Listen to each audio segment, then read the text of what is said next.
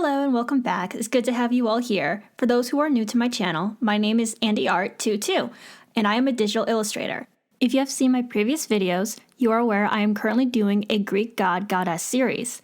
I might take a break in the future from the series, but right now I am drawing my idea of Hades, the Greek god of the underworld. You can find my finished illustrations on my Instagram, which is linked down below. So after this video, please check out my Instagram. Now, moving on to the actual video. Hades is the ancient Greek god of the underworld like I stated before, the place where human souls go after death. In time, his name became synonymous with his realm. It has to be said, unsurprisingly, since he barely left it. Appropriately, the most significant myth related to Hades concerns one of the very few times he did leave, to abduct Demeter's daughter, Persephone. Hades' name means the unseen one, a suitable name since Hades is the ruler of the invisible world. However, the ancient Greeks rarely used this name, just like Christians rarely used the word hell during the Middle Ages. So since minerals and precious metals are found underground, they often referred to Hades as Pluton, namely the wealth giver. Unsurprisingly, Hades' Roman equivalent is also called Pluto. As the ruler of the dead, Hades was a grim and ghastly figure, inspiring awe and terror in everybody. Consequently, he was rarely shown in art. When he was most commonly portrayed with a beard and a solemn, mournful look. He frequently wears a helmet named the Helm of Darkness or the Cape of Invincibility. Cerberus, the three-headed dog which guarded the entrance to the underworld, is usually beside him. Every so often he carries a scepter or holds the key to his kingdom. At a later stage, he became associated with his weapon of choice, the bident, a two-pronged fork molded after Poseidon's trident. As Pluton, he was sometimes shown with a cornucopia, the horn of plenty. Among the ancient Greeks, Hades was known as the other Zeus. Homer even calls him the infernal Zeus, in addition to the grisly god. He was also called the host of many, or the attractor of men, since all men eventually went to serve him. Hades was the fourth child of the Titans Kronos and Rhea, after Hestia, Demeter, and Hera, both the oldest and the youngest male sibling. In other words, he was the first of the three brothers, Hades, Poseidon, and Zeus, to be born and swallowed by his father, but the last one to be regurgitated. After being rescued by Zeus from the belly of Kronos, Hades joins him in the war against the Titans. Eventually, the decade-long war ends with a victory for the Olympians. Hades, Poseidon, and Zeus cast lots to decide who of the brothers will rule which domain. Therefore, Hades got the underworld. The gods chose Mount Olympus, the tallest mountain in Greece after Mount Othryus, as their official residence, and the elder Cyclops built magnificent palaces there for them all. As a result, the gods started to call themselves the Olympians. Shortly thereafter, Hades had a private meeting with his younger brother Poseidon and Zeus, and the three mighty sons of Kronos agreed to divide the world between themselves. Although it was Hades' birthright, as Kronos' firstborn son, to be named his father's successor, he agreed to divide the Titan king's former domain with his brothers. Hades received the underworld. The underworld is where dead people go in Greek mythology. Hades wasn't very happy about getting the underworld at first, but when Zeus explained to him that all people of the world would eventually be his subjects, Hades decided it was okay. Unfortunately for Hades, he was greatly feared by all of his siblings, nephews, and nieces, and hence he was hardly ever invited to Olympus, except for the winter solstice, the darkest day of the year. However, by gaining the underworld, Hades also gained divine authority over all of the precious metals and jewels under the earth, becoming far richer than any of the other Olympians. Hades was so feared by mortals and demigods that they rarely even used his name, and instead referred to Hades as either the rich one, the silent one, and/or the hospitable one. In order to guard his realm, Hades had a giant three-headed dog named Cerberus. Cerberus guarded the entrance to the underworld. He kept the living from entering and the dead from escaping. Another helper for Hades was Charon. Charon was Hades' ferryman. He would take the dead on a boat across the river Styx and bring each soul to the three judges. By far the most important myth of Hades is Hades' abduction of Persephone, Demeter's daughter. That was one of the few times Hades traveled above ground. The reason, naturally, was love. He fell for Persephone. Although Hades was distant from his Olympian family, he was lonely and very much wanted a wife to fill the void. One day, he spotted a young goddess named Persephone, the daughter of Zeus and Demeter, whose incredible beauty and tenderness won his admiration. Hades began to fall madly in love with the young goddess. However, Persephone didn't want to give in easily, so Hades devised an ingenious ploy. As Persephone was gathering flowers with her maidens, he caused an incredibly beautiful flower to suddenly bloom before her. When Persephone reached out to pluck it, the ground under her opened and Hades appeared before her, all dreadful and majestic in his four-horsed golden chariot, and took her with him to the underworld. Demeter, the goddess of fertility, was so distressed at the absence of her daughter that she started fasting and wandering aimlessly. Finally, after 9 days, Hecate told her what happened. After the all-seeing Helios confirmed the event, Demeter left Olympus as an act of protest against the injustice done to her. With her gone, the earth was as barren and infertile as a desert. 1 year passed, and the gods started worrying that the famine would wipe out humanity. So Zeus sent all the gods, one by one, to beg Demeter to come back, promising her all kinds of gifts and functions. She wanted none. The only thing she wanted was to see her daughter once again. So Zeus had no choice but to send Hermes to Hades with the request that he return Persephone to Demeter. He complied, but only after making Persephone eat 1 pomegranate seed before leaving. This ensured that she would remain bound to his kingdom eternally. Now both sides had no choice but to accept Zeus's compromise. Persephone would spend 2/3 of the year with her mother, but 1/3 of it with Hades. And this is the part of the year which corresponds with the winter months. They say that Demeter retreats from Olympus to her temple at Eleusis to grieve the absence of Persephone. Every spring, Persephone would be reunited with her mother, Demeter, marking the season of rebirth.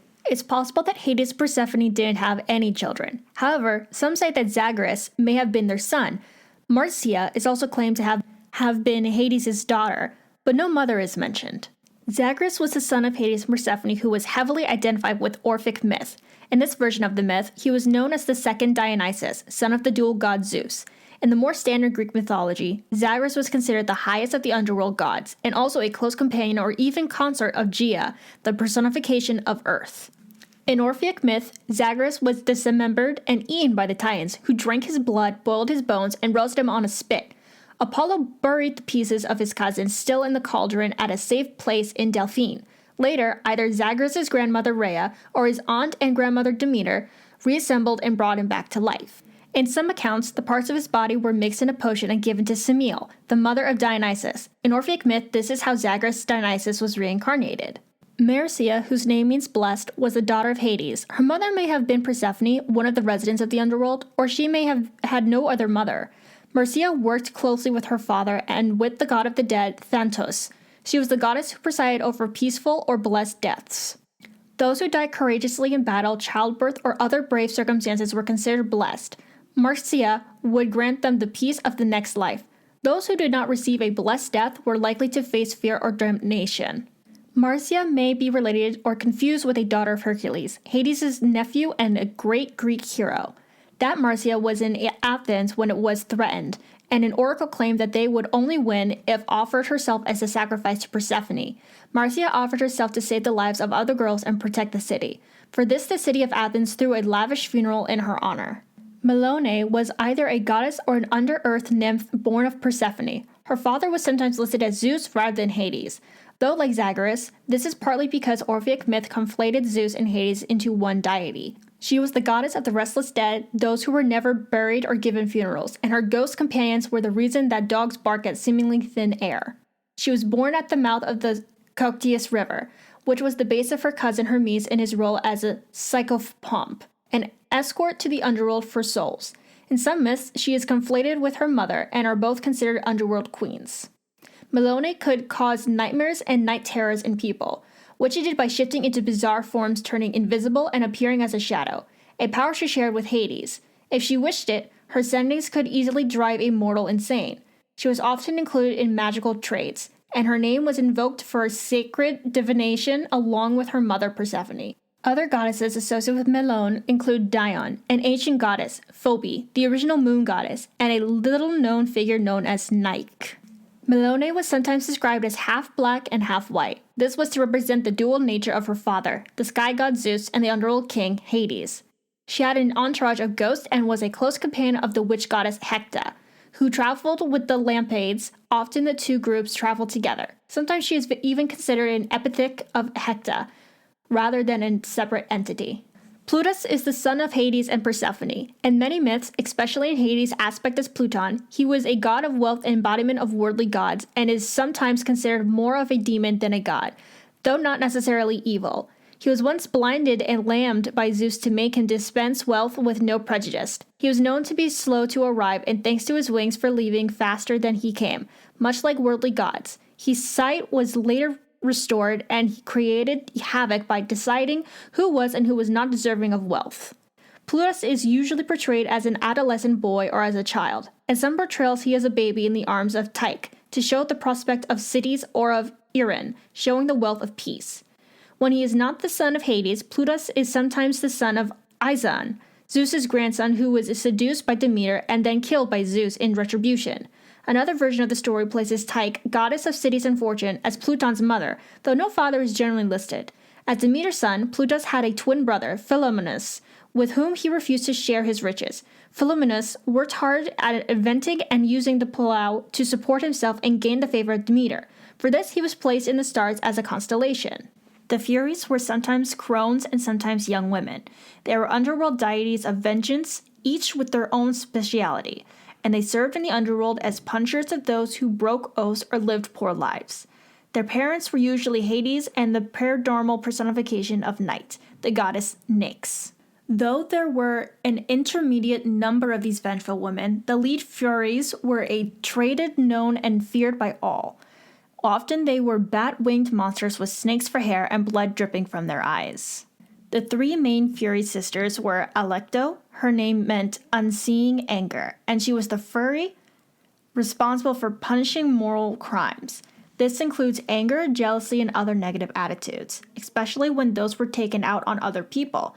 Alecto was ordered by her aunt, Hera, to cause chaos among the Trojans during the Trojan War. Using her ability to shapeshift, she appeared as a queen and rose a rebellion against the city. She also appeared in dreams to fan the flames of war. Eventually, Hera sent her back to the underworld, fearing that the chaos she caused was too great. Megaera, her name meant jealousy, and she was responsible for punishing the unfaithful, thieves, and those who broke sacred promises. Her name is used as a synonym in several languages to describe a bitter or jealous woman, or one who fits the archetype of a shrew. Tisiphone's name meant vengeance, and she was the Fury who tortured and punished murderers. She distinguished between homicide, patricide, and matricide, and fratricide and scornocide. She once fell in love with a mortal named Cicerone. Unfortunately, he did not return her love and spurred her. Her response was vengeful, resulting in a poisonous snake from her hair biting and killing him. The serpent in her hair also had breath that could drive a person insane, a talent she used at the behest of Hera during war. When Polynices and Achilles, the sons of Oedipus, were at war, Tisiphone spurred it on to make it more deathly and violent. Through her torture, she caused the Aetolian hero of the war, Titus, to resort to cannibalism. Upon death, a soul was led by Hermes near the entrance of the underworld, where a ferry awaited to carry it across either the Acheron or the Styx. The souls then appeared before a panel of these judges, Rhadamanus, Minos, and Asios, who passed sentences based on the mortal's deeds during their previous life. Most souls seem to have ended up in the neutral zone, the Asphodel Meadows. For better or for worse, others were signed out for special treatment.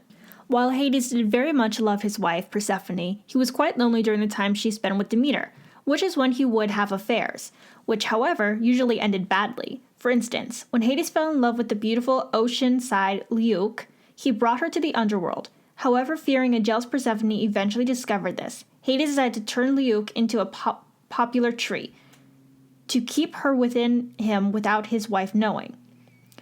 Later, when a beautiful nymph, Minthe, a naiad of the river Cotius, bragged about Hades' passionate love for her and claimed to, therefore, be more beautiful than Persephone, the jealous and infuriated goddess instantly appeared before her and transformed her into the plant mint. Persephone, on her part, remained very loyal to her husband and only cheated on him once with Adonis, the handsomest mortal man in the world. Adonis would only spend a third of each year with her, spending the rest with Aphrodite, and would have to hide in closets under her bed every time Hades entered her chambers. Since Persephone was desperate to hide her lover from her husband, shortly thereafter, however, Adonis was stabbed to death by Ares' wild boar, much to Persephone's dismay. This would remain the one and only time that she ever cheated on Hades. Whew, I have to say, pronouncing these Greek names is very difficult. I'm getting all tongue-tied. I apologize for that. I'm also dyslexic, so I'm probably pronouncing a lot of words wrong. Sorry about that. King Sisyphus of Corinth, not wanting to die, managed to cheat death by immobilizing Thanatos with heavy chains and placing the latter under his royal bed.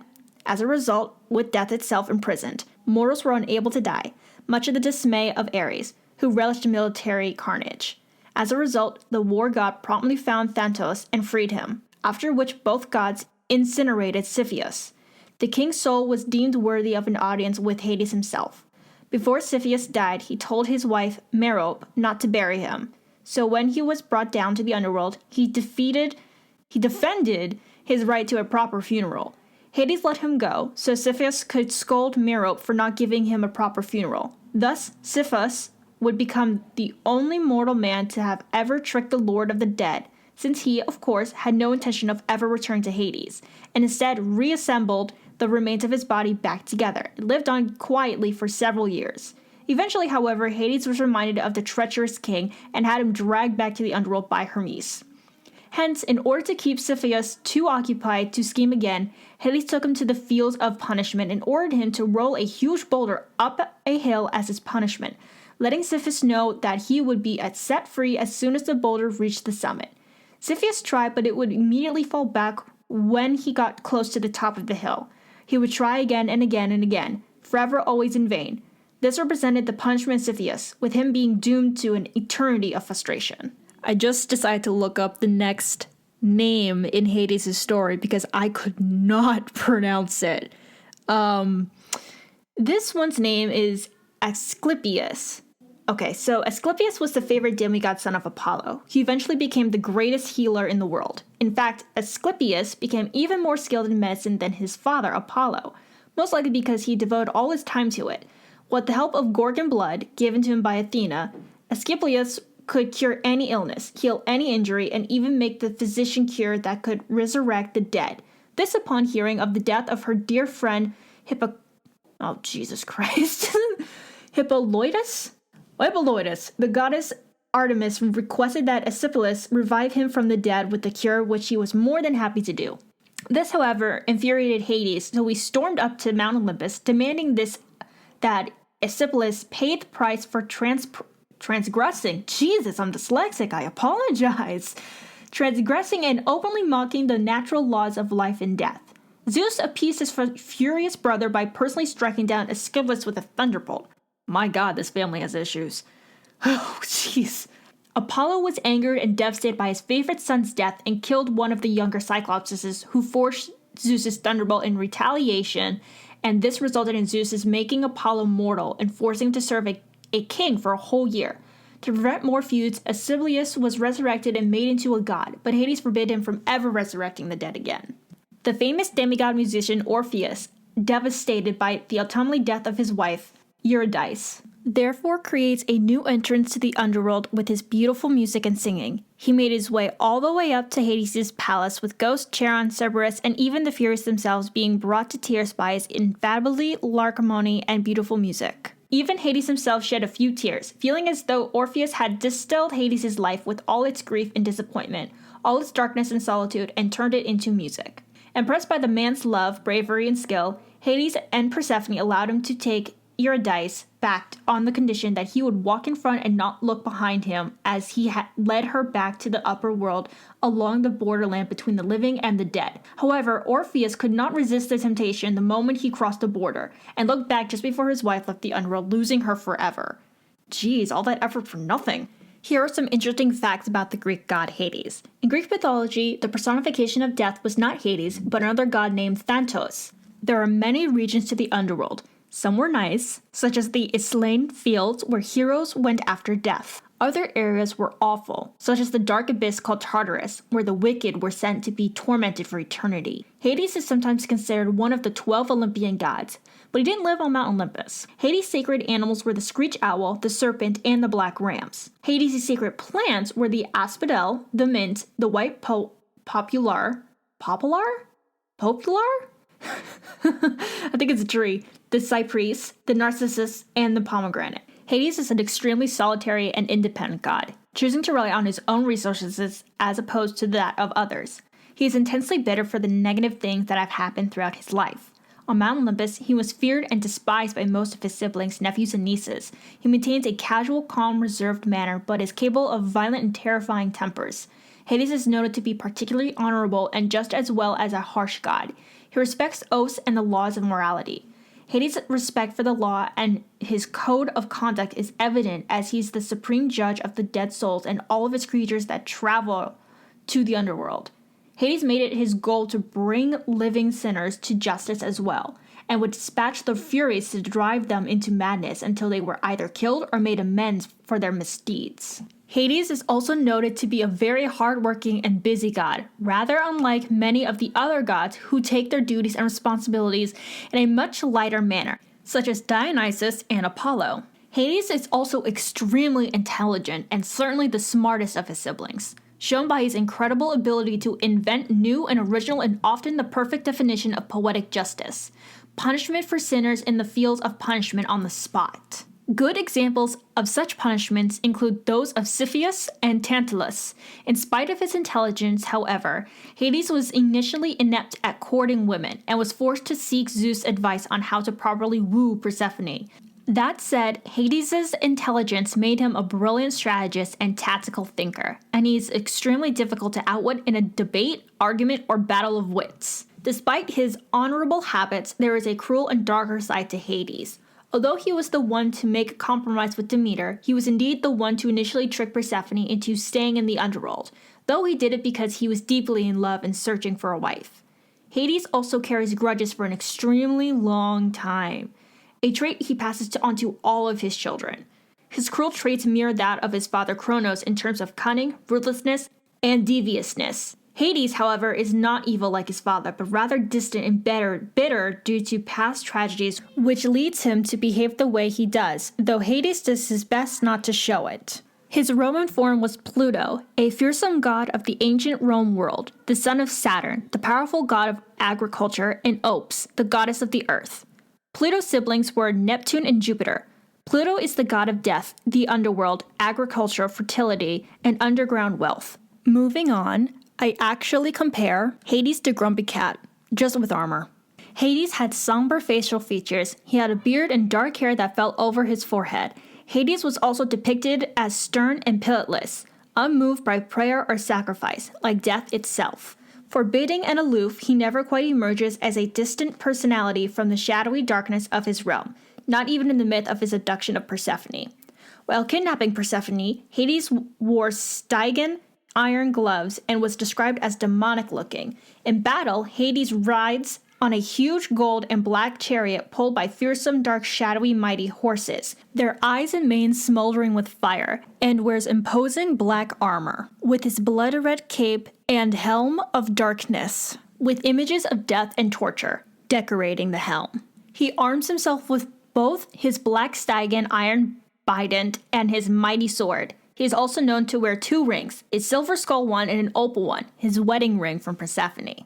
The development of Pluto as a god is a complex path, as he was combined with the Greek god Hades. When Roman and Greek culture began to intermingle with the increase in migration throughout southern Europe, Pluto replaced Hades for the Romans. Hades had complete control of the underworld and all its subjects. Besides being an immortal god, one of his special powers was invisibility. He wore a helmet called the Helm of Darkness that allowed him to become invisible. He once loaned his helmet out to the hero Perseus to help him defeat the monster Medusa. Thank you for joining me with the speed paint. As always, you can find my socials down below where you can follow my Instagram. As always, I'll see you next month. XOXO, Andy Art.